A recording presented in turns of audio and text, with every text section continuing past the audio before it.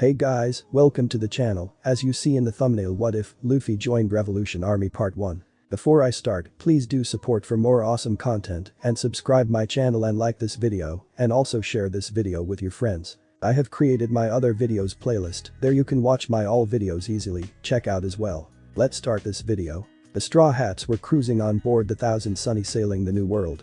Despite the New World having a reputation of being a sea which was described by an experienced pirate, the warlord Jekyll Mariah as a true nightmare, it seemed fairly calm. The navigator believed this to be one of the calmer parts of the New World, as the weather was fair with only a few clouds. The sun was shining brightly and the weather was all around good. Indeed, it was a perfect day for relaxation. Even better yet, the crew was approaching an island which they heard was known as a major shopping center.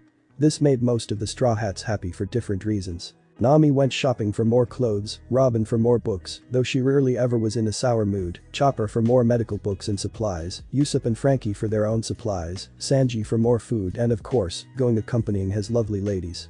Only Luffy, Zoro and Brook didn't seem too enthusiastic about the island. Luffy because the island is boring and the absence of adventure, Zoro because he wanted to sleep and Brook simply didn't care. I can't wait to go shopping here. I heard it was a hotspot for shopping, and I can't wait to get some new clothes, along with ink and paper for my maps, said an enthusiastic Nami. Indeed. I would like to accompany you, Nami-san. And I could use some new books as well as some gardening supplies, replied a cool, collected but obviously happy Robin with her trademark smile. I could get some supplies and spices, said Sanji. And then I could see some fine ladies while I was there. Melorines, Sanji said now with hearts in his eyes and a perverted look on his face. Typical love cook. Gee, like any Melorine would ever fall for that curly-eyed dork, Zoro answered Sanji in his typical sarcastic tone when dealing with the dartboard. What was that, you moss head? Sanji replied, immediately leaving his love mode typical of anything related to the bane of his existence, the dot. Nothing. Go back to fantasizing, answered Zoro in a bored voice. Sanji's face was morphed into a comical angry one. Orc, finished Zoro. Arg, chief, forget it. After all, what are the chances of any woman falling for that grass stain? His ugly mug would just scare them away, and he only knows about fighting and swords, neither of which ladies like, Sanji countered in a condescending tone. That's it. The dork cook was really going to get it now. Instantly Zoro leaped at Sanji with his two swords out, and Sanji naturally answered back with his legs, and the typical Zoro-Sanji brawl started. Guys, cut it out, asked Chopper timidly. While it was true that the reindeer doctor became much more confident and sure of himself after the 2-year time skip, he was still afraid to get in the way of the monsters Zoro and Sanji. Come on, Chopper, let them be. You know how they are. Besides, what could you do against those two of all people, Usopp said to the little reindeer in an assuring voice. Oh, you're right, Usopp, replied Chopper. And you really become cool, continued Chopper in an admiring voice. Usopp, feeling his ego skyrocket thanks to Chopper's praise, instantly went into Captain Usopp mode. Of course. What do you think I was doing over the last 2 years? Certainly not wasting time. In fact, being on an island where everything tries to eat you certainly does wonders for you. And that isn't a lie, said Usopp in a proud voice. You were on an island that tried to eat you. Amazing, Usopp. Wait, you were lying about all those stories, haven't you? Answered Chopper first in an amazed voice, and then in an accusing one. Usopp, instantly catching on, tried to deflect the blame with more outrageous and obviously untrue stories. But we can get some really good supplies here. I could use some lumber and other stuff to help maintain my super ship, said Frankie doing his usual silly pose. I honestly have no interest in buying anything, said Brook. Okay then, Brook, then how about you stay and watch the ship then, replied Nami. I could, but I wish to go out there and see if any ladies would let me see their panties, Brook retorted with blood beginning to drip from his nose. Honestly, I should have thought, Nami shouted in an angry voice complemented by angry eyes and shark teeth. This is boring. I want to go on an adventure, whined an obviously irritated Luffy who thrilled on adventuring and danger. We can't go on adventures all the time, Straw Hat. We need to get out supplies to remain super, said Frankie. Oh well, I guess it can't be helped. Besides, I can still buy some meat, stated the Straw Hat wearing rubber man with his usual goofy grin. Typical. It's all about the meat, the crew all thought together with sweat drops. Well guys, the log doesn't set until a few days later, but let's all still be back soon. We don't want to leave the ship alone for too long, and we all have bounties, stated Nami. Okay, the crew all thought together. A few hours later the crew all reunited after their individual errands. It was a pretty successful shopping day, but since they were going to be here for a few days there was no need to rush, or else they wouldn't get to enjoy it. Of course they made sure to buy enough should the marines, pirates, bounty hunters or any obstacles force them to leave immediately. Currently they were all on board the ship eating dinner. And as usual it was the typical Straw Hat chaos. In other words, Luffy stealing food from everyone else, Sanji trying and unsuccessfully trying to woo Nami and Robin with love-themed foods made specially for them. "Boy Luffy, give back my meat," shouted Usopp. "Yes, Straw Hat, I need to have my food in order to be super as usual." "Having you take my food is totally not super," Frankie also shouted in protest. Everyone who Luffy stole from was also arguing with Luffy, who was laughing as usual, totally oblivious to everything except food. All of a sudden a piece of meat went flying from Luffy's mouth and into Nami, dirtying the new outfit she bought and was wearing and got a big discount on. "What the hell, Luffy?" Nami shouted in a huge angry voice. Instantly the crew knew to watch themselves, as despite Luffy being on the receiving end of the feisty navigator's wrath, it wasn't wise to bring attention to themselves, for she might just turn her wrath onto them. Even Sanji made sure to be quiet. Robin as usual had her usual gracious smile ever present as usual. "Luffy, you are so dead," said Nami in a deadly voice. Luffy gulped in response. He did not fear anything, not the admirals, not the world government, nothing with the exception of Nami. So dead. "Even being a rubber man wouldn't help you one bit," continued Nami in the same deadly voice. Luffy began to sweat buckets of sweat when Nami continued. "I mean, these were expensive clothes. Do you know how hard I had to fight in order to get this discount?" said Nami. Sanji was silent at first, but upon hearing that Nami had her dress which she had to fight so hard for ruined, instantly put him in his beat the shit up of anyone who makes Nami Swan mad mode. "Luffy, how could you do that to my beautiful Nami Swan? After she worked so hard to get that discount. I'll kill you, shitty rubber man," said Sanji while comically choking Luffy. "But Nami, Sanji was the one who kicked me and made the meat fly out," answered Luffy. "Don't you dare blame Sanji-kun for this. Sanji-kun would never do anything to hurt me. He loves women," countered Nami. "Of course I would never do anything to beautiful Nami Swan, you shitty dot, so don't blame me for your faults," Sanji said, siding with Nami, and because in his mind he believed it to be true. The two continued to beat up on Luffy. "Geez, you always do this. You eat all the food. You drag us on dangerous journeys all for adventure, you damage the ship, make loud noises, and worst of all, you make me use up my money," shouted Nami in an angry tone. "I wonder why the hell I decided to follow such an irresponsible captain," Nami said in an irritated voice. "And you eat all the special food I make for my beloved Nami Swan and Robin Swan. How could you do that to my beautiful ladies? And you make all sorts of noise distracting my Nami Swan from her map making and Robin Swan from her reading," Sanji said, adding his part into it. "It's no trouble at all, Cook-san," answered Robin. "Don't say that, Robin-chan. You don't need to hide your frustrations of this crappy captain. I shall punish him for interrupting your reading," said Sanji to his knight in a shining armor mood. The two continued to beat up and pulverize Luffy while continuing their ranting. Meanwhile Luffy didn't know why, but their accusations were really getting to him. Normally this would never bother him because he knew they didn't mean it and did it all the time, but this time was different. He didn't know why it was different, but it was very different from other times. And that made all those insults begin to get to him. "Is that so?" said Luffy with a serious voice. Zoro and Robin instantly picked up on the change in Luffy's tone and mood and wondered what got into him. Well, whatever it was, it clearly wasn't good at all. Nami and Sanji were stuck in their anger tantrums, and the rest of the crew didn't pick up on anything, since what is happening is a typical occurrence. Yes, both Sanji and Nami said together. "Then maybe I should leave the crew," Luffy finally said with his hat over his eyes. The crew grew deathly silent. All traces of chaos, fun and life left immediately. Those words did not come out of Luffy's mouth. Those words would never come out of any member of the crew's mouth, much less Luffy's. He's the one who fought the hardest to keep the crew together. When Nami stole the ship, he followed and believed she did not betray the crew. When Robin was taken by the world government, he went as far as declaring war on the world for her. When Usopp left, Luffy welcomed him back with open arms after a true apology. There was no way that the one who did those things would now be the one to leave. And for something so trivial. "Luffy, what did you just say?" said Nami in a shocked voice. "You heard me, if I'm such a bad captain who brings so many problems, then maybe I should leave." "That would solve all of our problems, wouldn't it?" said Luffy in a dark voice. Sanji too was equally shocked. Since when did a little argument go so out of control that one of their own would leave? And that person would be the captain. While he loved his beautiful ladies and didn't care so much for the rest of the idiots, they still were, and to have one of them leave, even suggested, was unthinkable. "Boy, listen here, you shithead, I don't know what kind of game you're playing, but you better stop saying such stupid things," said Sanji in a serious voice. "Hey Luffy, nothing good would come out of being so hostile, and nothing good would especially come from leaving the crew," said Zoro, trying to calm the situation down, sensing early on how Luffy was not reacting the way he usually does. "Luffy, please don't go," cried a panicking Chopper. "Luffy," said Usopp. "Straw Hat," said Frankie, removed his shades. Luffy-san, said Brook. Robin however remained silent. However, she along with Nami were the ones most shocked at the words that Luffy said.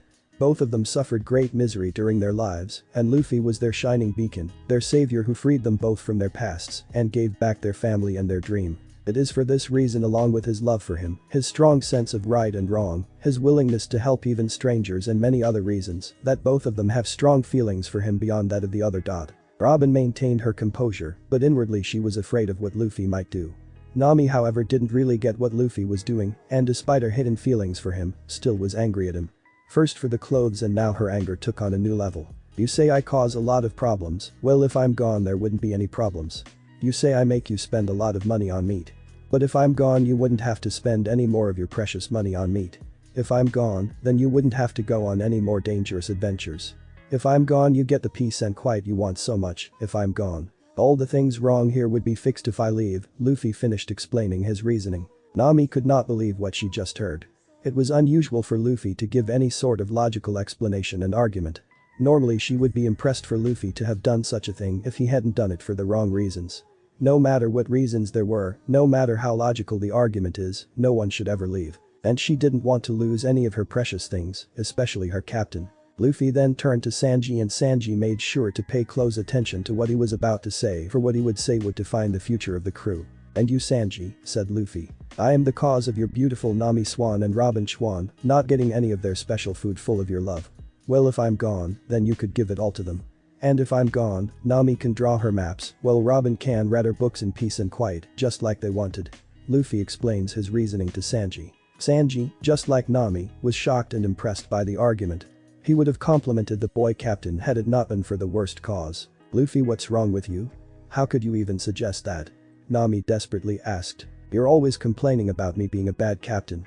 Well, you would have nothing to complain about should I be gone, Luffy said in the same serious voice. And so far you have yet to give me a reason as to why I should stay. So why should I stay when I cause so many problems and I'm such a bad captain? Asked Luffy seriously. Because we're. What other reason do you need other than that? And you're not a bad captain, Luffy. Yes, you're loud, make a lot of noise, drag us on dangerous adventures, make me spend a lot of money on meat, but you're definitely not a bad captain. Nami answered, desperately hoping to calm Luffy down and make him reconsider. Chopper, go give this idiot a checkup. He's giving reasoning that's stupid even for him and he's talking crazy, Sanji asked the doctor. Unfortunately for the cook, the little reindeer doctor was crying at the thought of Luffy leaving. Zoro remained impassive, but he too was hurting inside. I can't believe this is happening, said Usopp in a sad voice. Me too bro, replied Frankie also in a sad voice. I can't believe what I'm seeing, said Brook also in a sad voice and with no skull joke attached. Robin continued to watch silently as not only was her family starting falling apart, but the boy she loved was the cause of it. She would hate and kill anyone who tries to split her up, but she can't do that to Luffy. You have yet to give me a good enough reason to stay, and being this time isn't good enough, said Luffy. Silence, there was only silence as the weight of what Luffy said sank in. Nakama, something that meant the world to him now, isn't good enough. Well, if you're not going to give me a reason to stay, here Nami, placing his prized straw hat on her head. Nami took some time to adjust to better seeing Luffy. That hat is a symbol of a promise I made to Shanks that I would one day give it back to him as Pirate King. But in order to be Pirate King I must have a strong crew. And since I no longer have that, I can never be Pirate King. That dream is dead. Luffy, Nami said in a hurt voice as tears were beginning to form. Bet yourself a new captain. A better one than me. One who isn't an idiot or makes you spend money or makes noise or leads you on dangerous adventures, Luffy continued. Luffy, Nami said, but she could say what she wanted to say. Luffy then turned to his crew. This is it everyone. Sorry for all the trouble I've caused you, but you wouldn't have to worry about it anymore, said Luffy as he looked at his crew for perhaps the final time. See you all, the last words that came out of his mouth as Luffy left the ship and his crew forever. The crew all followed him in hopes to stop him from making the decision that would ruin the crew forever. Luffy gets back here. Turn around, shouted Nami. Boy, get back here, Luffy, shouted Usopp. Please come back, Luffy, cried and shouted Chopper. Straw Hat didn't do this, shouted Frankie, this time not making any use of the word super. Luffy-san, Brook also cried. Only Zoro and Robin maintained their compassers, but closer inspection you could see Zoro's hand twitching and see moisture forming in Robin's eyes. However, both did a good job in hiding it. Despite all this happening, Luffy never turned around. The crew could only watch silently as their beloved captain, savior and friend disappeared before their very eyes. All the Straw Hats thought one thing. Luffy thought all members of the Straw Hat crew together. Has only been a little while since Luffy left the Straw Hat crew. The crew were all thinking different thoughts about this. But regardless of what they all thought, they still could not believe this was happening. They wished it was all a dream, and they would wake up to hear Luffy's annoying yells for meat and adventure. Wake up to hear Sanji kick the crap out of him for disturbing him and his beautiful ladies. Wake up to just being normal. But life was cruel, and even more so a pirate's life. Luffy, one of their own, and their captain had left them. The crew was still feeling the after effects of Luffy's decision. "Luffy," cried a sniveling Chopper. Usopp came down to hug the crying reindeer, for once not in a hug of fright, but one of comfort. He too was struggling to hold his tears in. Frankie and Brooke silently watched as the crew fell apart in grief and sorrow over it. They both could understand why, as they both held Luffy in high regards, and his leaving affected them just as much. Zoro was silent during the whole affair. Despite his calm appearance, he too was shocked at the outcome. He had seen Luffy go to great lengths for his crew, and for him to just leave over a petty argument, he wasn't sure if he would ever trust him ever again. Robin was silent as she tried to be strong.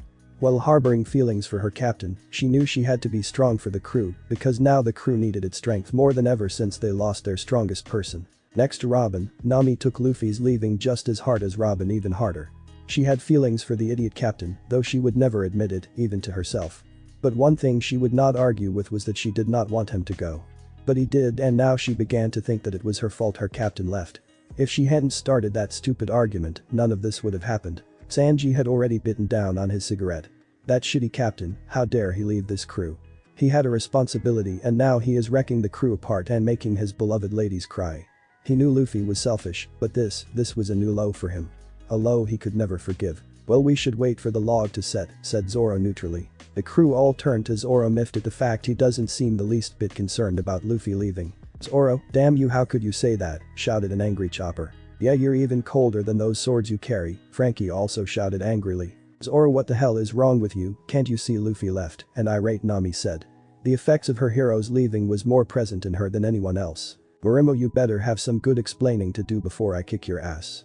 The crew is falling apart and you just stand there talking like it's nothing," said Sanji angrily, who too was feeling like it was his fault Luffy left. Normally he would always admit that siding with the ladies was the right thing, but now he wasn't sure, not when siding with the beautiful ladies meant breaking the crew apart. "Shut up all of you," said Zoro in a commanding voice. The crew all instantly got out of their somber and angry mood. Somber for Luffy leaving and anger at Zoro. "We have argued over plenty of things in the past. Over which course to take, how much money we have, who gets what food, many things indeed. But one thing all of us have stayed true to was the fact that the crew should all stay together and help each other no matter what," said Zoro in an authoritative voice. The crew all recognized the seriousness of which Zoro was speaking. He was using the same tone of voice he used when they were discussing Usopp's return. They knew he was serious and they had to listen. That was the foundation of the crew. "It was something our captain himself founded and was the embodiment of," continued Zoro. "He may have been an idiot, but as the captain and founder of this crew, he had to strive to be a role model for all his crew members. He had to do anything for his crew and do anything to make sure they all stayed together. Now he, the one who started all this, has turned his back on the very foundations he created when he started this crew. He has not only betrayed us, he has betrayed himself, turning his back on the very things he stood for by leaving the crew he founded. That cannot be forgiven so easily," said Zoro with a serious look in his eyes. The crew all looked shaken but understood the importance of what he was saying. No matter what happened, Luffy should have never left the crew. "There is something else," Zoro said, and then paused for greater effect. The group all listened attentively. Luffy is normally an idiot. But when he does say things that make sense, they may not necessarily be right, but they are things he truly believes in. Like when he told Vivi that it wasn't right to not expect anyone to die. Someone else might argue otherwise, but you cannot deny the logic behind it. It makes sense, even if you don't believe it yourself. Likewise with Mariah, beating him may not have necessarily returned our shadows, but Luffy truly believed it would. Likewise, Luffy explained why he believed he is the cause of all the problems of the crew. He truly believes that he was right, even if he may not have been, explained Zoro. The crew all knew what Zoro was saying was true. When Luffy did make sense, he was usually right, but even if he wasn't, he still believed he was right until proven otherwise, which has yet to happen. "I would not allow Luffy to return to this crew unless he offers a sincere apology. When Usopp left, it was the same thing, so it would be no different now. No, it would be different, Usopp may have been, but he wasn't the captain. Also when he left because he wanted to keep Mary out. Also there was his own insecurities. Those reasons, while not enough to leave, were at least understandable. Luffy on the other hand left for reasons which were petty. He left over arguments that in the past never bothered him. An apology is needed from him, or else there is no place for him, continued Zoro. The captain who is willing to abandon the crew so easily will only make the crew fall apart, Zoro further declared. The crew all looked down knowing he was right. Luffy is my captain too. I too was affected, said Zoro in a much more vulnerable voice, and in that moment, two memories came back to both him.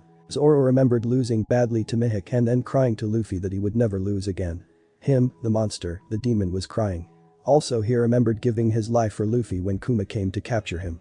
For the same man Zoro cried and nearly died for to just betray him like this, he too was hurt. Sanji likewise at the same time remembered those two memories and knew that the swordsman would be affected just like everyone else. With the exception of Nami and Robin, he may have taken this the worse, perhaps even more than himself. It's interesting that despite all their bickering and fighting their minds were connected by those same two memories. However, Zoro was the first mate and he needed to step up to keep the crew together. If Luffy truly believes he was right, then even if he does come back, he may not apologize.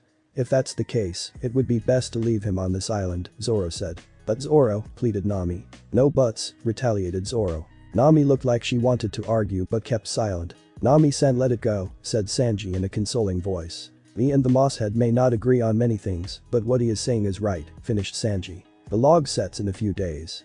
If Luffy was indeed angry, then a few days should be enough for him to blow off his steam. When he comes back he should be in a calmer state of mind and apologize.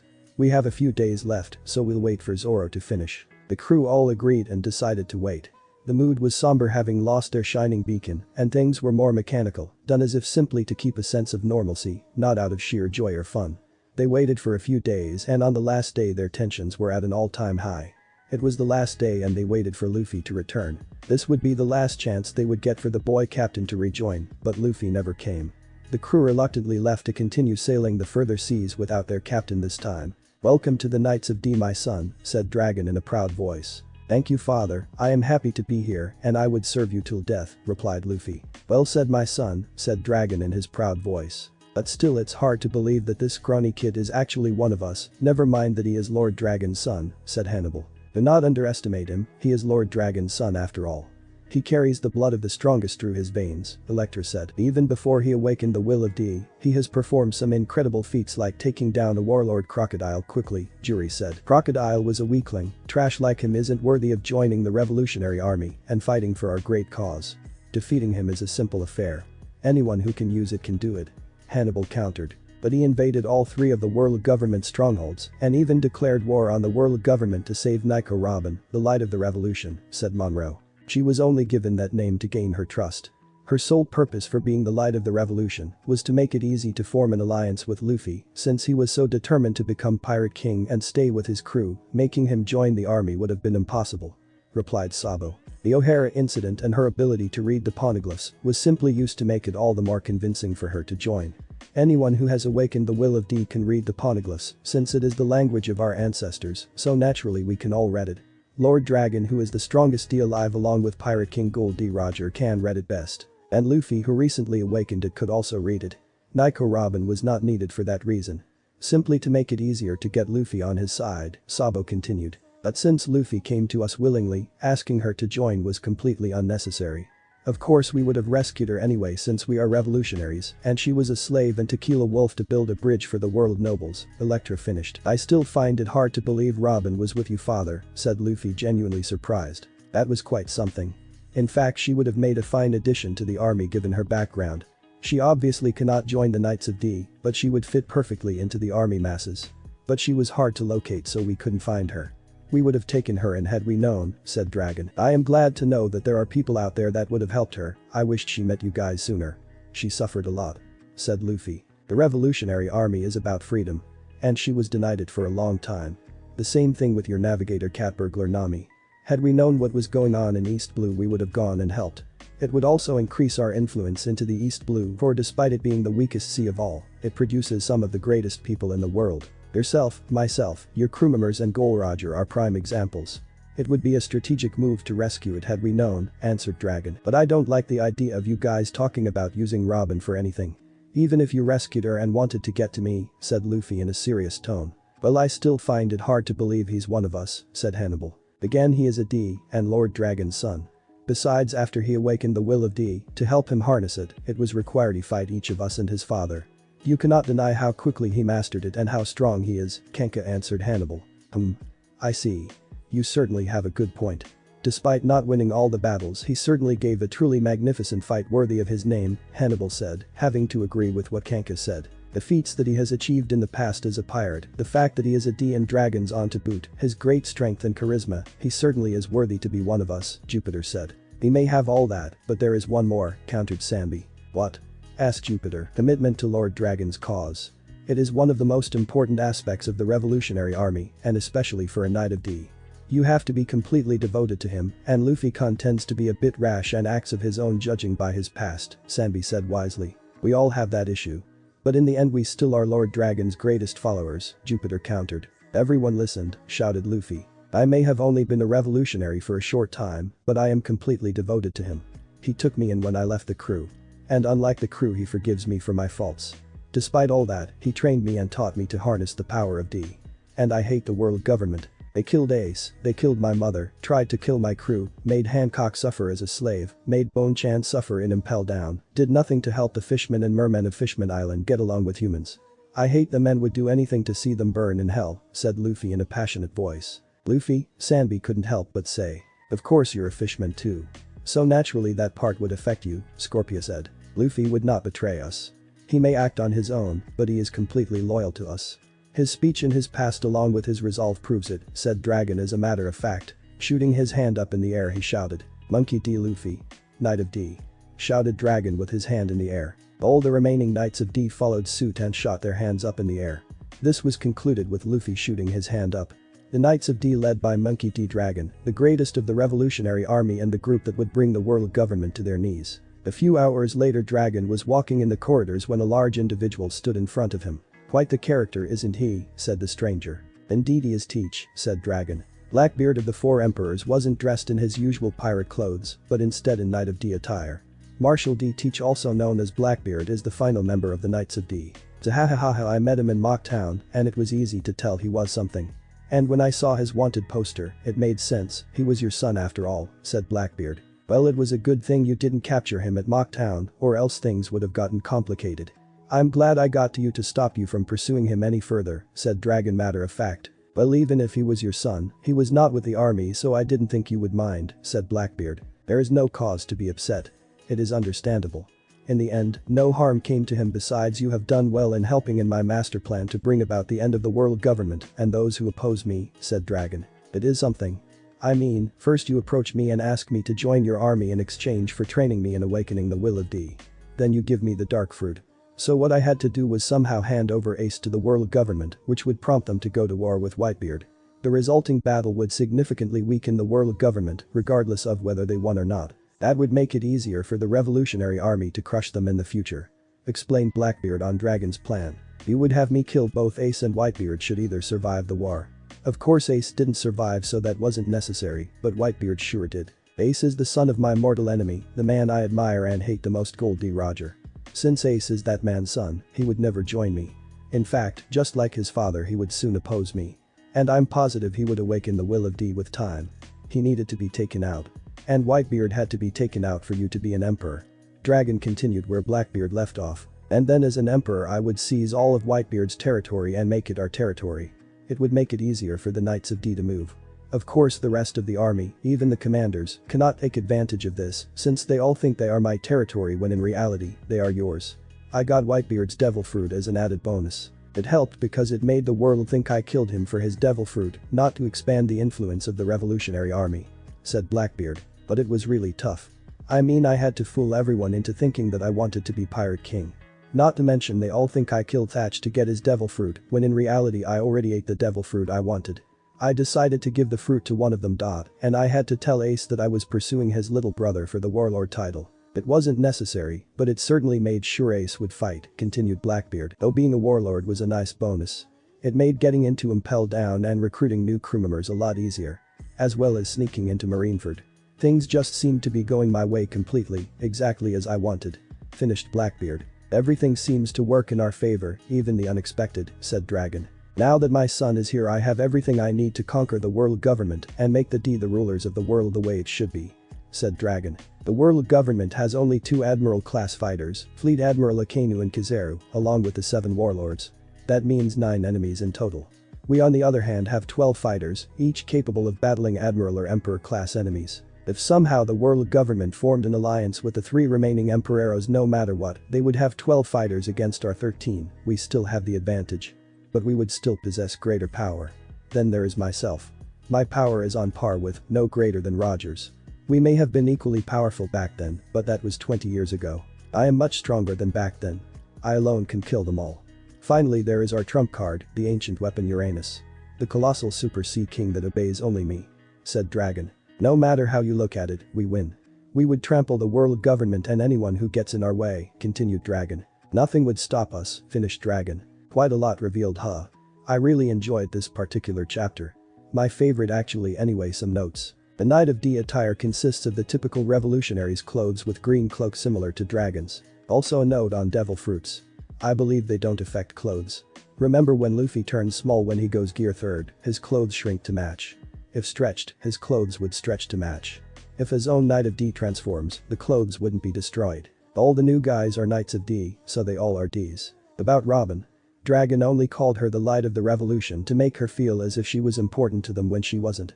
It made it easier to trust Dragon. The true goal was so that when Dragon would ever approach Luffy for an alliance, Robin would spread a good word and influence Luffy to do so. Dragon knew Luffy was too committed to his crew and becoming Pirate King to join the army, but an alliance should be fine. However, since Luffy joined on his own, asking Robin to come was a complete waste of time. About Dragon's plan. Well, it was a long-term plan similar to Aizen and Toby. Basically Dragon found Teach, who was already part of Whitebeard's crew, and offered to train him and give him the dark fruit in exchange for becoming a Yonko and helping the army. The fruit Teach got was in this fic and unknown one. He just said it was the dark fruit to fool everyone. He already ate the fruit. He only killed him so that Ace would pursue him knowing Ace's code.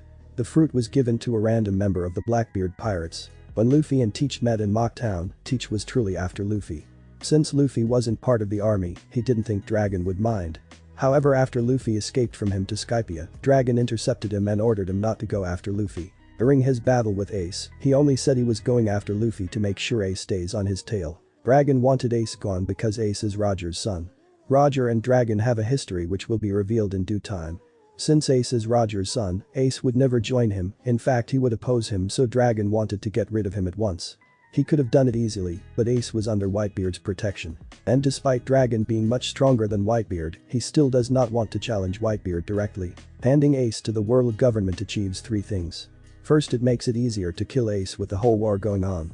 Both Dragon and Teach know that Whitebeard would go to war with the world government to save his sons. Secondly, the war with the Whitebeard pirates would weaken the world government and the Whitebeard pirates to the point where Teach could kill Whitebeard himself and Ace should he escape, as well as allow Teach to steal Whitebeard's powers. It wasn't exactly guaranteed that Teach would become an emperor, but he has 2 devil fruits, knows Whitebeard's territory and killed an emperor, so Dragon was confident he would become one.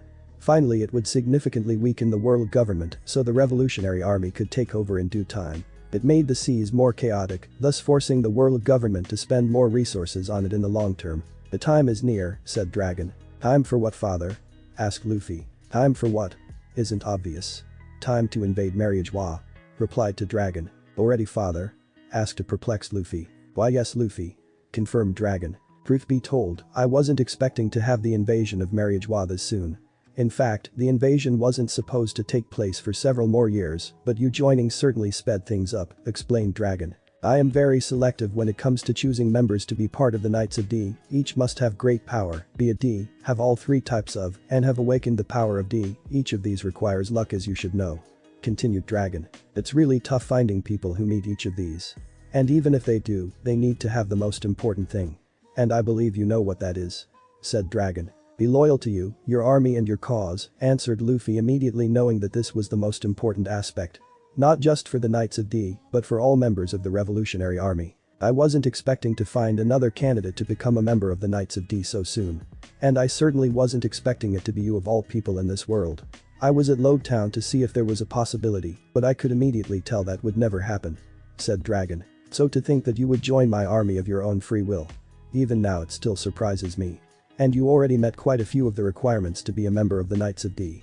And I fully believed that you would be able to awaken the power of D, since you are my son. And despite being here for only a short time, your loyalty was certainly with me," continued Dragon. "But even if you were the perfect candidate to become a knight, I still did not expect you to become a member so quickly. It takes years to master the power of D. You achieved it in just a few weeks. That is the fastest of any D in history, including myself and Roger. Not only that, I thought it would take years for you to become loyal enough to the army for the rank. Yet it took a few weeks. Truly, I did not expect things to go so well," finished Dragon. "Thank you, father. But it was thanks to your training as well as the battles with the other knights that I was able to become this strong. Sure, I was brought to the brink of death several times, but in the end, it was worth it. I am now strong enough to serve you and help you crush the world government," answered Luffy. "Well said, Luffy. Spoken like a true knight of D," replied Dragon to Luffy's speech. "Anyway, your joining occurred at the perfect time. You see, this year is the world government's Council of the Kings. Also known as Reverie," said Dragon. "Reverie, what's that? I think I heard about it a few times back on Fishman Island, but I can't remember what it is about," asked Luffy. "It's sort of a gathering of major figures of the world government. It takes place every 4 years. Important people from all over the world would be gathering there. Kings, princesses, politicians and other high-ranking people from different islands, cities and kingdoms would be present to discuss world affairs. We are going to invade during this year's reverie," explained Sabo, just entering and joining the conversation. "Welcome, Sabo, glad you could make it," said Dragon to the most powerful member of the Knights of D. "Greetings, Lord Dragon, Luffy-sama," greeted Sabo politely in his usual monotone aloof voice. "You too, Sabo," greeted Luffy back. "Well, as I was saying, many high-ranking officials would be there. The Gorosei and the Tenryubito should be there as well," Sabo explained further. "Those heartless bastards. The ones who ordered the destruction of Robin's homeland and made her life hell. And those stuck-up bastard Tenryubito. If they are going to be there, I want to be there as well to kill them all," said Luffy in an angered voice beginning to leak out. Of course, both Dragon and Sabo were not even fazed by Luffy's, as both are powerful, experienced warriors of D, so neither were intimidated in the slightest. Furthermore, with so many high officials present, it's only natural that they would have high protection. Because of that, many vice admirals would be there as well. Also, Admiral Kizaru, Fleet Admiral Akainu and World Government Commander-in-Chief Kong would be there as well. Explained Sabo. "That bastard who killed Ace. He is the one I want to kill the most. Hey Dad, Sabo, during the invasion, I want to be the one to kill Akainu," said Luffy in a deeply angry and hateful voice while clutching his chest from feeling his scare throb at the mention of Akainu's name and the prospect of killing him. At the same time, hate was coming from him. "We can't make any promises. Akainu is the Fleet Admiral for a reason. He earned that position by battling an Admiral-class enemy for 10 days straight. And since Aokiji was an Admiral at the time, he had great mastery over, which made it even harder for Akainu to defeat. Whoever faces Akainu during the invasion will have to go all out and fight with the intention of killing him," explained Sabo. "The Shichibukai are also given invitations to come and serve as bodyguards, but it is optional, and usually all of them except Kuma ignore it," said Sabo. "Kuma?" thought Luffy. "What is it?" asked Dragon. "Well, Kuma did save us back at Sabati Archipelago. So I wanted to thank him for saving me and my crew," said Luffy in a soft voice. Dragon and Sabo both had their eyes shadowed. "I see. Well, that makes sense. But it wouldn't make that much of a difference. Kuma is a full pacifista, a complete human weapon. He no longer has any free will of his own. You would have trouble thanking him because of that," said Dragon in a soft voice. "But I still wanted to thank him," said Luffy. Both Dragon and Sabo were silent for a moment. "Very well. But only if you see him first. It is all-out war, so the knights would not be holding back," said Dragon with a regretful tone. Luffy himself had his eyes downcast. "However," said Dragon suddenly. At this, Luffy quickly perked up. "I would have the knights try to avoid Kuma to give you the opportunity. Sabo, can you handle that?" asked Dragon to the leader of the Knights of D. "It shall be done, Lord Dragon," answered Sabo in a respectful tone. "Father?" asked Luffy. Luffy then paused for the next question because it was one he needed to know. "Will Alabasta and Ryuga Kingdom be there?" Luffy asked the question. Both Sabo and Dragon narrowed their eyes and had serious looks on each of their faces. It was known that Luffy defeated Crocodile and saved Alabasta Kingdom and became good friends with Princess Vivi in the process. Also, it was known that Luffy defeated Hodejoun, saving Ryuga Kingdom, and also became good friends with Princess Shirahoshi, the current reincarnation of the ancient weapon Poseidon. Simply asking about those two showed that Luffy still held deep loyalty to him, despite swearing allegiance to the Revolutionary Army. Of course, it was a curious question and they needed Luffy, so they decided to answer. Yes, both Alabasta Kingdom and Ryuga Kingdom received invitations to attend this year's reverie. So it is likely that King Nefertari Cobra and Princess Vivi both of Alabasta along with King Neptune and Princess Shirahoshi of Ryuga Kingdom would be present. Answered Sabo with his eyes narrowed and keeping a sharp eye on Luffy. Vivi, Shirahoshi, thought of Luffy who began to reminisce on the memories he had with the two. I see, said Luffy finally after a few moments. Also Luffy, one more thing. We still have time before the invasion of Mariagewa, so I have a special mission for you. Said Dragon. What is it? Asked Luffy. I want you to kill Big Mom. Dragon stated. Big Mom, you mean the Emperor of the Sea? That is correct. I believed that after you saved Fishman Island that you would have some issues with her. So I figured it would be best to send you Dragon. Luffy then remembered the events of Fishman Island and how Big Mom was willing to destroy it because of some candy. She was willing to kill Shirahoshi, Hachi, Kami, Papig, Neptune, the Neptune princes and all the people because of some candy. He then remembered how he declared war on her and how he'll beat her in the New World and make Fishman Island his territory. Of course, the way he is now, he obviously can't make Fishman Island his territory, but he can still protect the people of Fishman Island by killing Big Mom. I'll do it, father, said Luffy with steel and finality in his voice. Very well, you are expected to leave immediately. Said Dragon. Of course you are needed for the invasion of Mariagewa, so you'll need to finish Big Mom, be back here and completely healed for the invasion. So you have a fairly narrow time frame to work with. Can you handle it? Asked Dragon. Yes, answered Luffy with an affirmative nod of his head. We still have quite a bit of time before Reverie actually takes place. During that time, a few loose ends are needed to be tied up. One of which is the execution of Big Mom. Said Dragon. Like what? Asked Luffy. Just some loose ends, nothing for you to worry about. Replied to Dragon. Well, for now, you focus on your mission. Go. Ordered Dragon. Okay, said Luffy as he left. When Luffy was gone, Sabo and Dragon continued to converse. Despite being very loyal to the army, he still clearly is attached to his Nakama. Said Sabo, voicing his concerns. Well, that is true. But in the end, his loyalty to us exceeds his loyalty to his rebuked a confident Dragon. Still, he clearly cares for them. That might be a problem, said Sabo. That's true. But I don't think it would become that big of a problem unless we actually harm them. As long as we are not responsible for them getting hurt, he should remain loyal to us. Said Dragon. And if it comes down to one of us harming his, asked Sabo, voicing the million-dollar question. Dragon was silent for a moment. I suppose we would have to do what needs to be done. We are so close to conquering the world government. We cannot have anything stopping us right now.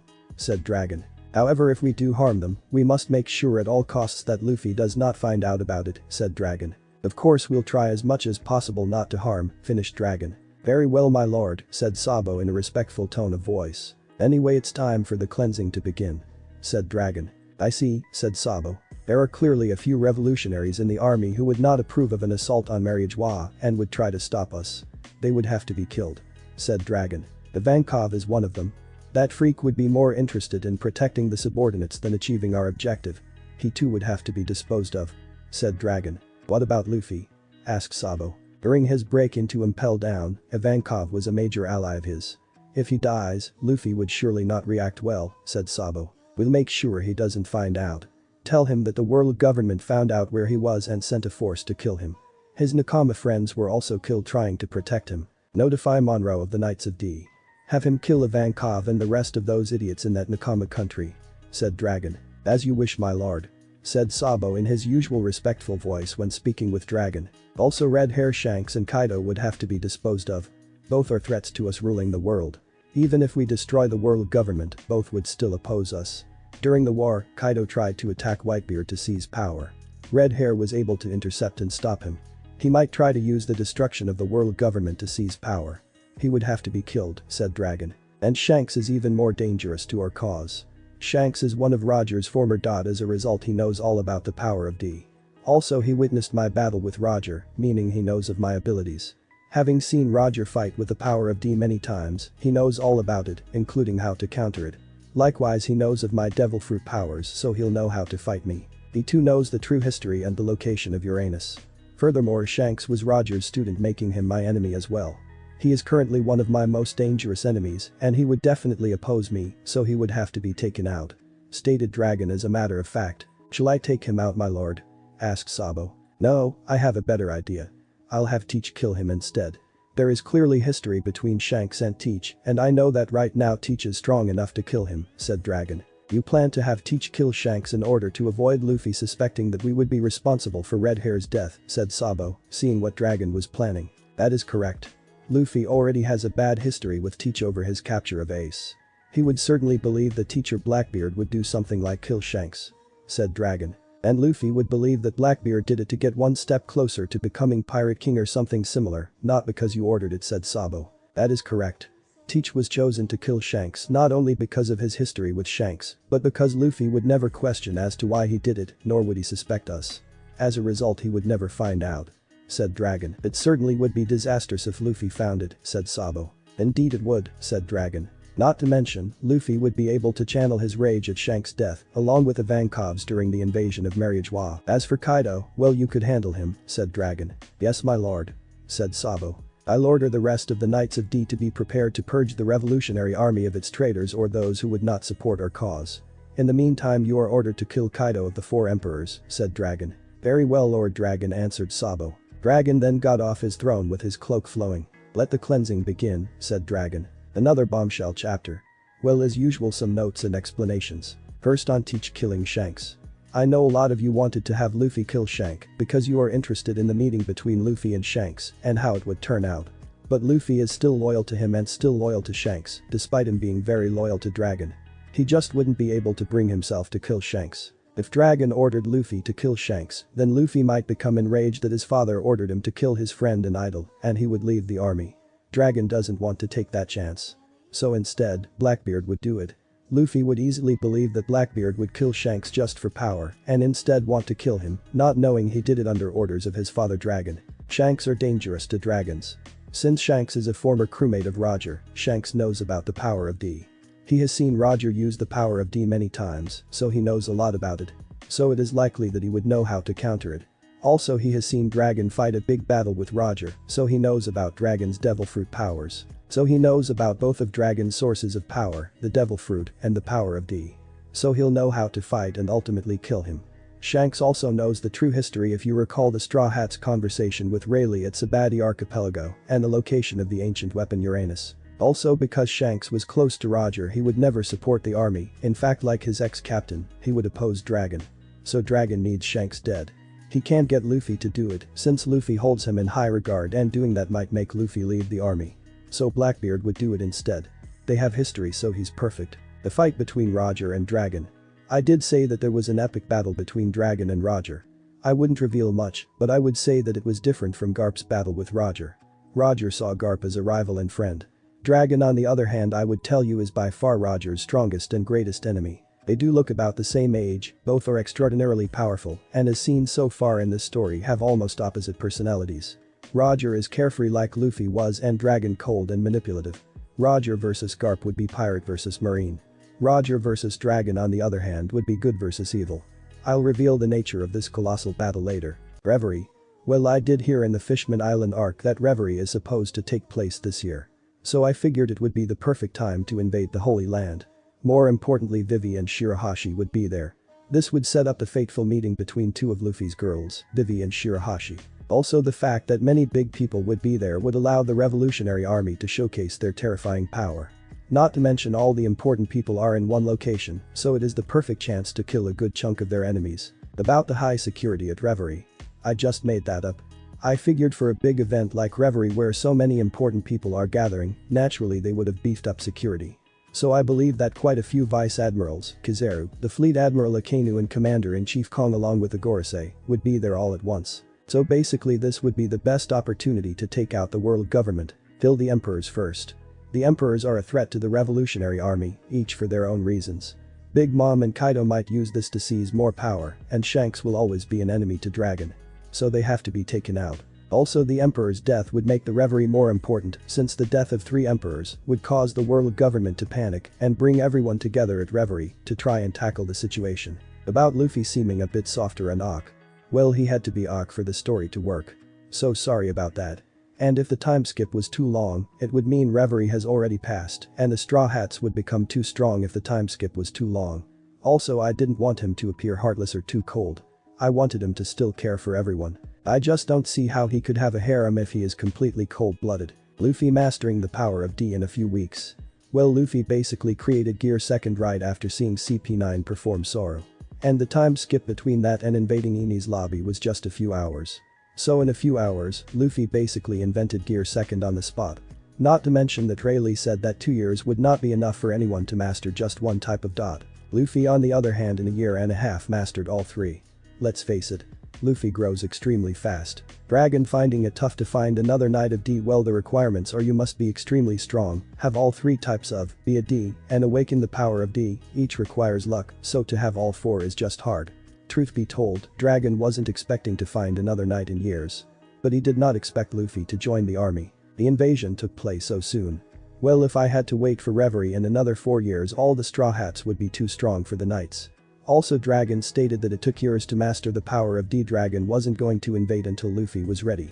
Luffy was ready in just a month. And it was close to Reverie, in other words, Luffy was ready at the perfect time. I know a lot of you want to see more Straw Hats. But this is a war, so I'll need to move between the Straw Hats and the knights. Don't worry, the Straw Hats will get their time. Sanji will definitely react to the death of Ivankov and the Nakama. Usopp would react to the death of Shanks, thinking his father might have died too. Also, the Straw Hats should know that Vivi and Shirahoshi would be at Reverie, so naturally they would be interested. They would be concerned that Vivi or Shirahoshi were hurt. Dragons are evil. He now orders the killing of his own men. Trust me, the story would reveal even more evil things about him. He is the main bad guy and the strongest. His devil fruit is the storm fruit. Storm fruit. Ability to create and control storms and storm elements at will. Wind, clouds, rain, thunder, lightning, tornadoes, snow and hail, they all answer to him. It is a Paramecia type and probably the most overpowered in this story. I'll reveal more later. Luffy kills Big Mom. Well, Luffy did declare war on Big Mom. This way he is still kinda helping his crew. It will also make things more interesting during his inevitable confrontation with Shirahoshi. Deep in the New World, one of the 4 strongest pirate crews in the world, the Red Hair Pirates captained by the infamous Red Hair Shanks, who was one of the 4 Empowers of the sea, was currently on an island deep in the New World. The crew was happily being themselves, their usually cheery selves that showed that this crew is the one that indeed was the model for the Straw Hats pirates. Both crews were very similar, both were led by a powerful captain who loved his crew and loved to party and have good times, both were tightly knit crews, and both were extremely powerful. Of course, there were 2 main differences, the first being the size. The Red Hair Pirates were obviously larger than the Straw Hats, the second being the composition, where the Straw Hats had some of the most bizarre crewmates of all pirates' crews, which included a talking reindeer, a cyborg and even a living skeleton. Nonetheless, the Red Hair Pirates were partying like there was no tomorrow. "Alright everyone, let's party till we drop," shouted a drunk over-enthusiastic Shanks. "Sure thing, Cap," replied one of the crew of the Red Hair Pirates. "Geez, I swear Shanks, you would party over anything," said the first mate of the Red Hair Pirates, who despite his serious composure, couldn't help but smile at his captain's antics. "That's the captain for you," said Lucky Rowe, the fat crewmate. "The chances of this guy ever turning down a party is the day I'll retire as a sniper," said Yassip, father of Usopp and sniper of the Red Hair Pirates. "Gee, like that'll ever happen, I'd definitely sooner say that you'll retire as a sniper than Shanks turning down a party," replied another crewmate of Shanks. "Ahahaha, no way in hell would I ever turn down a party," replied Shanks. "See, told you," said the same crewmate. Shanks continued partying, laughing and generally having a good time when all of a sudden I felt a feeling take over him. He couldn't describe this feeling, but he could definitely say that it wasn't a good one. He could pass it off as just a fleeting thing, but Shanks was no rookie. He was an experienced pirate who traveled with the greatest pirate ever, the Pirate King Gol Roger, as well as now currently one of the 4 Emperors of the Sea. Experience told him that this feeling was a sign. An omen that something bad was going to happen. He learned a long time ago, perhaps from his mentor Gol Roger, along with his years of experience, both with the late Pirate King, along with his own crew, that you cannot ignore these feelings.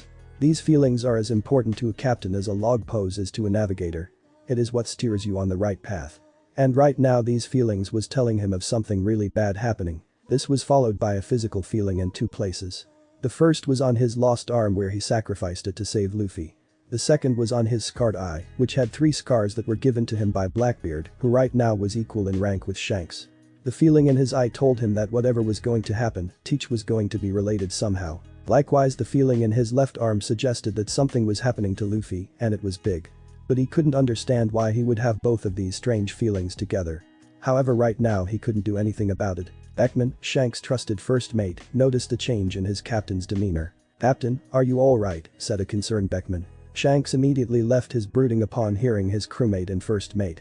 "Yeah, sure, I'm fine," said Shanks with a reassuring smile on his face. Yassop and Luck-Two, both veterans of the Red Hair Pirates, also noticed their captain's change in behavior, but chose to do nothing and move on. Everyone decided it was best to drop the subject and continue partying as usual. Nonetheless, Shanks and his more veteran crewmates kept their guard up because they knew that Shanks felt something, which meant that they must be on their guard. However, there was no need to panic some of the newer or weaker crew members, so they decided to continue the party. This party was indeed what people would call the calm before the storm. And indeed that was the perfect description for the event, as they were greeted by a most unpleasant visitor. The newest and arguably strongest of the four emperors, the Blackbeard Pirates led by Marshal D. Teach, also known as Blackbeard of the Four Emperors and secretly member of the dreaded Knights of D. "Tahahaha, how nice to see you, Red Hair. You are looking as good as ever," said Blackbeard in his usual pompous and condescending voice. "Same to you, Teach, indeed same to you," replied Shanks with his eyes extremely sharp and his sword in hand. Likewise, his crew also had weapons in hand and were prepared to fight. The scene was almost identical to the previous confrontation between the Red Hair and Blackbeard Pirates 2 years ago at Marineford. "You're looking as good as always. Tell me, how is that eye of yours?" said Teach, poking fun at Shanks' card eye. "It's the same as when I first got it from you the day we fought. And I can still feel it twinging at your very sight," said a serious Shanks, "and if you look closely you could indeed see it twinge." "Ahahaha, well, that is to be expected. After all, it is probably the only scar you ever got in battle that has yet to heal and probably never will," said Teach, continuing making references to Shanks' eye. Shanks narrowed his eyes as he could feel his eye continuing to twinge. In fact, it was twinging even more now that the War of the Best at Marineford 2 years ago. "Enough games. What are you doing here, Teach?" "No, Blackbeard," said Shanks, finally getting to business. "Tahahaha, as hostile as ever, Red Hair. The way you are right now, Shanks, is the same as you were 2 years ago when we last met. The same look in your eyes and sword in hand." "This really is deja vu," said Blackbeard with his usual attitude. "We are both emperors of the New World. And you know that any emperor who comes into the territory of another emperor without permission is equal to a declaration of war. And I doubt I would ever give you permission to enter my lands. So again, what are your intentions for showing up here?" said Shanks with his voice raising. "No need to get all hostile there, Red Hair. After all, we have so much history. We were both formerly part of 2 of the greatest pirate crews in the world, we both are emperors, and we both had quite a date, didn't we, on that day? We are a lot alike. Where's your love?" said Blackbeard, whose confidence and arrogance had not wavered a bit upon hearing Shanks' serious voice. "We are nothing alike. You betrayed your own crew. You killed one of your own crewmates, turned another over to the world government for power, and murdered your own captain in cold blood. You are the worst scum out there. You and I, Blackbeard, are nothing alike. Now for the last time, what do you want by coming here?" stated Shanks with steel in his voice. "There you go again, trying to deny the truth. You of all people should know how tough it is to become truly the greatest in the pirate world. It is merciless to those who lack the conviction to do what is necessary to obtain power.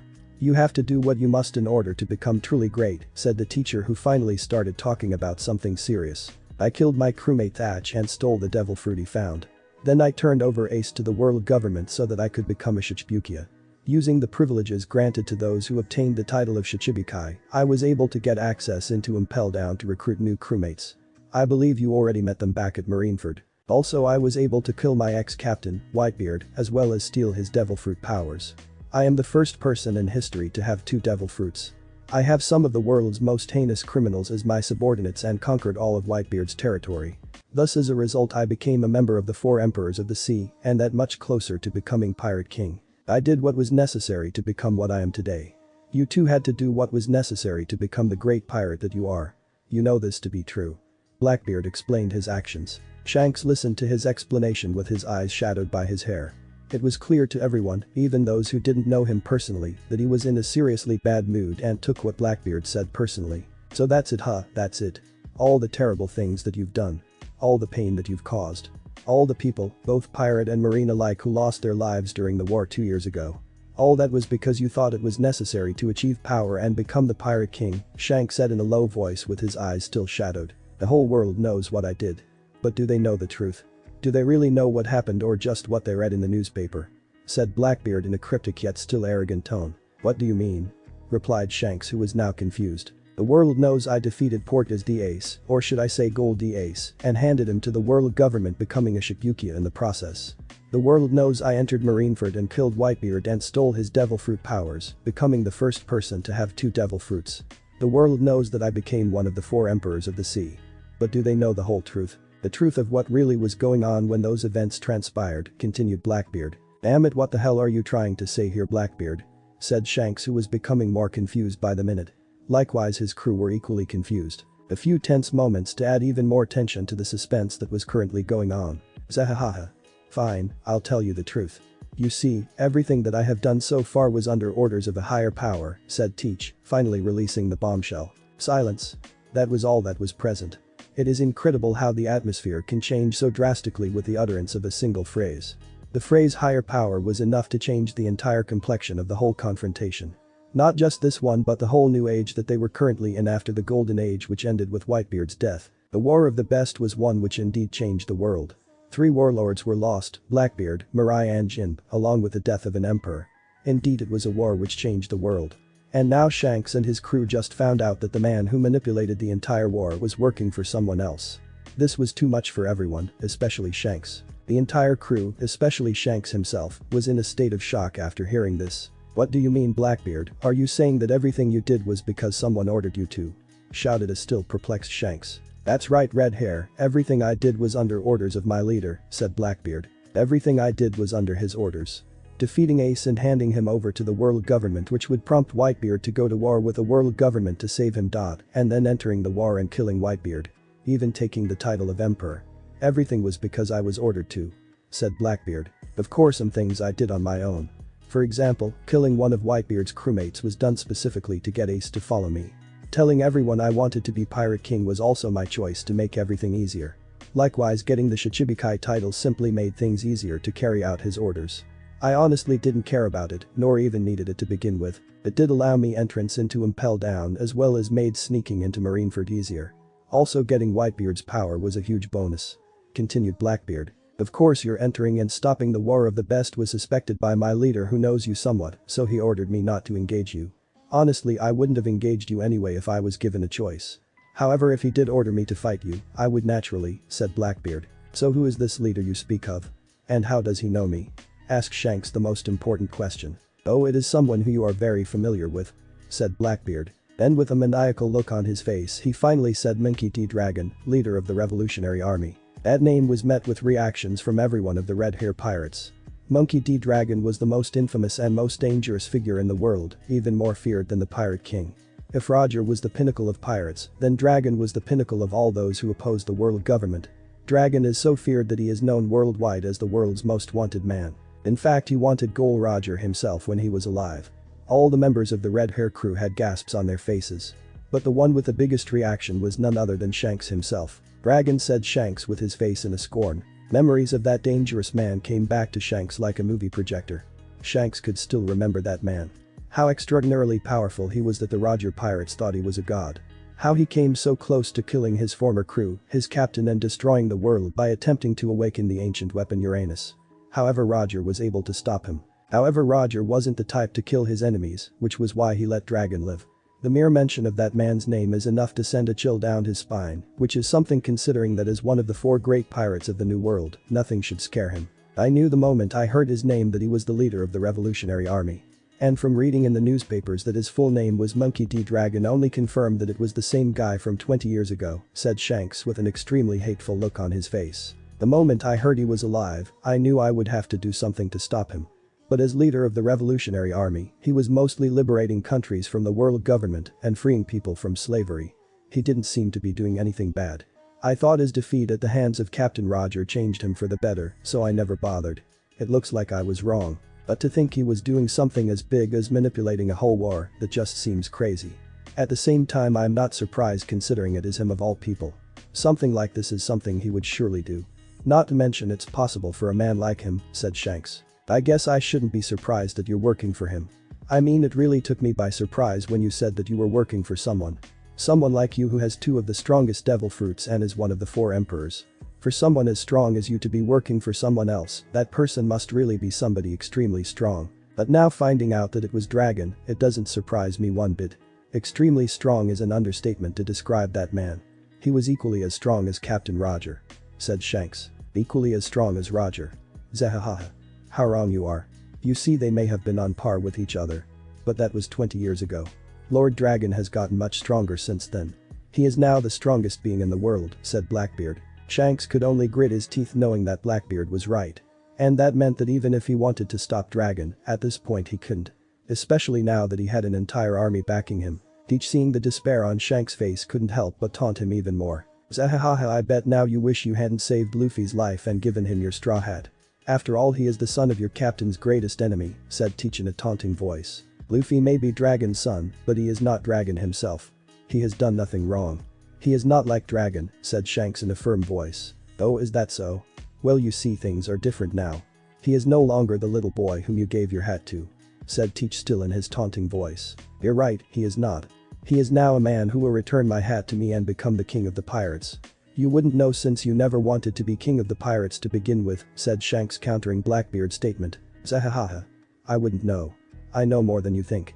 You see, I am a member of Dragon's greatest fighters, the Knights of D.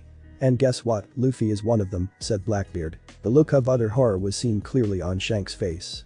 He could not believe what he just heard. The boy who begged to join his crew and swore to become the king of the pirates was now not only allied with Blackbeard, but a subordinate of the most dangerous being in the world. Just what has happened to him? He kept track of Luffy's whereabouts through the newspapers, and now he finds out that Luffy is one of Dragon's men. Granted, he is Dragon's son, and a son would naturally want to help his father, but this, giving up his dream, abandoning him for a man who wants to rule the world. He recently read that his crew, the Straw Hat Pirates, recently became active again, and now he's hearing that Luffy is now with the Revolutionary Army serving under his father. Just what happened in just a month. No, Luffy wouldn't do that. He loves his crew and wants to be the Pirate King. He wouldn't just abandon all that to be part of Dragon's group, said Shanks with a serious voice. I don't know exactly why he chose to leave his crew, but it is no longer important. He is now one of Lord Dragon's elite warriors. And furthermore, Lord Dragon has helped him awaken the will of D, said Teach. The look of shock was apparent on Shanks' face. He knew how powerful the will of D was, having seen his captain harness its power many times to overcome seemingly impossible obstacles. To think that Luffy would awaken this ancient and powerful bloodline like Roger. Then again, he shouldn't be surprised. Luffy was always capable of amazing things, and even though he didn't want to admit it, was Dragon's son who himself was a master of this power, if not the greatest master of this ability. And if he was with Dragon, then it would make sense that Luffy awakened it and mastered it quickly. Despite being incredibly disappointed in Luffy, he couldn't help but feel proud that the boy had come so far. If only he wasn't on the wrong side, then he would have certainly made Pirate King with his new powers. You know, despite how I'm feeling hearing that the little anchor is now on the side of evil, I can't help but feel proud of the brat, said Shanks, smiling for the first time. What? Asked a confused teacher whose smile and cocky attitude left him immediately. Why the hell would Shanks be happy about what he just heard about Luffy? It's really strange. I mean, I find out that the boy whom I was willing to even sacrifice my arm for to achieve his dream has given up on it. And even worse, he gave up his dream to help a being whose purpose in life is to destroy everything. But still, I am happy the brat has come far. Even since I met him, I knew he was just like Captain Roger. He was just like him, even more like him than his own son Ace, whom I met before. And he certainly had more in common to Captain Roger than his real father, that bastard Dragon. And now that he has awakened the will of D, he is now even more like him. Yep, he is certainly going to become the Pirate King. I know it, said Shanks with a real smile on his face. Blackbeard, on the other hand, was not smiling.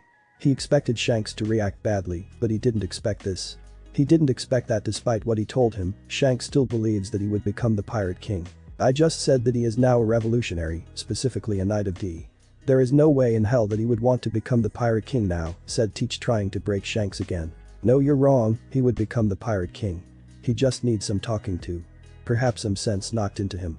And guess what, I would be the one to do it, said Shanks with a determined look on his face and his smile never leaving him. And I need to kill your leader for trying to tempt my little anchor into betraying everything that he holds dear. Besides, as Roger's student, I have a duty to my captain to finish the job he started. Not to mention I do have a score to settle with you for what you did to the anchor's brother and Captain Roger's son, said Shanks. The teacher was not happy, not one bit. This confrontation started out exactly like he wanted. He would wear down on Shanks' spirit by revealing his true motives. He hoped that also telling him about Luffy would dampen his spirit even more. The result would be that Shanks would be significantly easier to kill. Instead, it had the opposite effect. Shanks' spirit became stronger upon hearing about Luffy. This fight would be far more difficult than he thought. This was not happening. But nonetheless, he had his orders to complete and he would do so. Well, I think it's time I answered your earlier question. You know, the one about why I'm here. Well, the answer is that Lord Dragon has ordered me to kill you, said Teach. His smile is still gone. Well, that's great. Because I wasn't going to let you live in any case. Not after all the terrible things you did under Dragon's orders. And now I want to kill you even more for bad-mouthing Luffy like that. Said Shanks with a confident smile plastered on his face. I'm going to kill you, Teach, finished Shanks, his smile completely gone and his flaring violently, as if saying you'll be burned. His crewmates were also in fighting positions. You can try. Red hair, finished Teach as darkness began to envelop him and a transparent bubble appeared on both his hands. The Blackbeard pirates were also in fighting positions. Later that day, Shanks was on the ground. He was just defeated by Teach. Teach, however, was full of injuries himself. He was hoping to avoid this. He was aiming to break Shanks' beard, but that backfired and made him stronger. So strong that Teach honestly thought he was going to lose. The two fought a huge battle with their respective crews, one that would be remembered for ages. Despite a valiant effort on Shanks' part worthy of a member of the four emperors of the sea, he was defeated. Teach himself had to struggle in this battle like he has never struggled before. It was his toughest fight yet, one which the more it dragged on, the more he felt he was going to lose. Nonetheless, he won and Shanks laid on the ground defeated. Shanks, heavily wounded and on the verge of death, began looking up in the sky. He began to reminisce on all the good memories he had.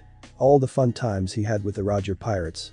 Arguing with Buggy, getting bonked in the head by Rayleigh, training with Roger, drinking and partying with his battles upon battles that made the crew more than just a crew, it made them family. Captain Roger, Rayleigh-san, Croca-san, Buggy, guys thought Shanks was smiling from the memories of his first crew. He then began to think about his own crew. Their adventures and good times. He remembered his frequent duels with Mihawk where the two fought and became rivals and friends. He remembered Yassop, Beckman, Lucky Roe, all of them made him the great pirate that he was today. They were his family. Then, Yassop, Roe, Mihawk, everyone, thought Shanks remembering his second crew. The last memory that crossed his mind was one of his most cherished. A memory he held dear. One which he made in Windmill Village. The memory of a small boy who reminded him so much of his captain. I'll form a crew of my own one day, Shanks. And I will become king of the pirates someday, said an enthusiastic 5-year-old Luffy. Hahaha. I see them in that case, said Shanks, who proceeded to take off his hat. He then gently placed his hat on the little boy's head. You see this hat? It's really precious to me. I want you to take good care of it for me. And return it to me when you become a great pirate, said Shanks with a gentle smile on his face. Shanks' ship was leaving, but he continued to look at the crowd, specifically the little boy who was in the arms of a woman named Makino. The little boy was crying while he held the hat in his hand. I want you to return the hat to me in good condition. When you become a great pirate, said Shanks in his mind as Luffy continued staring at each other. As the ship began distancing itself to the port, the two continued to have their eyes fixed on each other, as if in their own little world. We'll meet again someday, Luffy. And when we do, you'll be the king of the pirates, said Shanks before the ship was out of view. Little Luffy, who was still crying, couldn't take it anymore. I would do it, Shanks. I would definitely become king of the pirates. You'll see, shouted a crying Luffy. With his back turned, no one could see the tears falling from Shanks' eyes as he smiled. Captain Roger, you would definitely be happy if you saw this, though, Shanks. Shanks was finally back to the present as his eyes were now tearing from all the wonderful times he had. Luffy, I know that you are struggling. Dragon has manipulated you to do his bidding. But I know you, Luffy, you'll pull through. You'll definitely become king of the pirates, thought Shanks as tears were spilling from his eyes. My one regret is that I wouldn't be alive to see it happen, thought Shanks, thinking about his one regret. Luffy, everyone. Thank you, though, Shanks with a smile on his face as he finally collapsed from his wounds. It has finally happened. Red Hair Shanks, captain of the Red Hair Pirates, formerly a member of the Pirate King's crew and member of the Four Emperors of the Sea, was dead. The rest of his crew looked on, all of them crying at the loss of their captain and friend. In another part of the New World, Monkey D. Luffy, son of the revolutionary leader Dragon and a Libra of the Knights of D, was currently pursuing Big Mom of the Four Emperors of the Sea. He was ordered to kill her. While traveling, he got a strange feeling. A feeling as if someone was touching his shoulder. He looked behind and saw no one. Yet for some reason he couldn't help but think of his mentor and friend Shanks. Despite having cast aside his past upon joining the Revolutionary Army, he still held his precious people in high regards. Shanks included. Shanks, thought Luffy, though he didn't know why. Nonetheless, he had to continue his mission to kill Big Mom. As a member of the Knights of D, failure wasn't an option. Yet still on the way, he couldn't help his mind from wandering to Shanks. There's it, guys. The latest chapter. Well, first, I know a lot of you are getting frustrated that you haven't seen any of the Straw Hats yet. I mean, this is One Piece, and One Piece is about the Straw Hats. But this is the final war, so again I'll have to give all the necessary characters their due. Next, about if an emperor goes into another emperor's territory without permission is a declaration of war. I just made this up. But it would make sense. I mean, two of the strongest pirates in the world in the same place. Something is bound to happen. Also, when Shanks came to Whitebeard.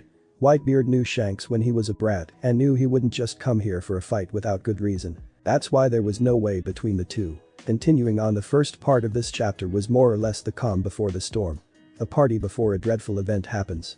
And this dreadful event would be the battle between Shanks and Teach, which results in Shanks' death. About Shanks' feelings. Well, Luffy does have a sixth sense for danger.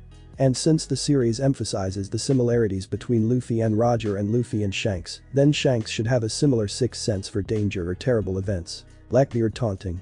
Well, Blackbeard does have a habit of conversing with his enemies, even extremely strong ones, which is what he was going for here. A lot of Blackbeard's actions during the war were not necessarily Dragon's orders. For example, Dragon simply told Teach to hand Ace over to the world government. He never said how. Blackbeard was the one who came up with a scheme to kill a crewmate and have Ace pursue him, knowing Ace's code. Also, certain things were just bonuses. Dragon simply wanted Blackbeard to turn Ace over to the world government, prompting the Whitebeard pirates to go to war. And then in the middle he would kill Ace because he is the son of his mortal enemy, and Whitebeard to become a Yonko. Becoming a Shichibukia wasn't necessary for the Whitebeard pirates to go to war, turning Ace over was all that was needed. Breaking into Impel Down and getting new crewmates was not necessary to kill Whitebeard. But both made his job easier, as the Shichibukai title would make getting into Impel Down easier and sneaking into Marineford easier. Getting new crewmates would bolster his crew but wouldn't affect Dragon's plans. It would, however, make his crew stronger and thus more of a competitor to becoming an emperor, as well as by extension, make the revolutionary army stronger. Also, stealing Whitebeard's devil fruit was not necessary, but it was a bonus. It would make him stronger and thus more likely to become an emperor. And him becoming stronger would naturally mean the Knights of D are stronger. Again, most of his actions were not necessary but optional. Dragon suspected Shanks would enter the war of the best, knowing him from Roger's crew. So he ordered Teach not to engage him.